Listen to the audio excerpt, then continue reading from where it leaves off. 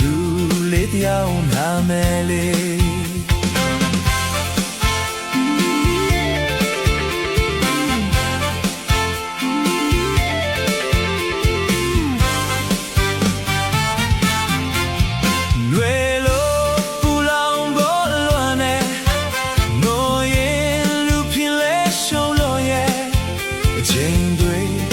ခံနိုင်ဘူးခွဲ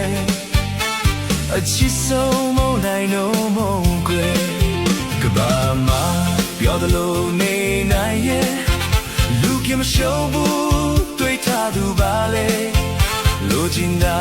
လေးလန်းလို့မလွယ်ရဲ့လွယ်တော့ကိုပဲရအောင်ယူမယ်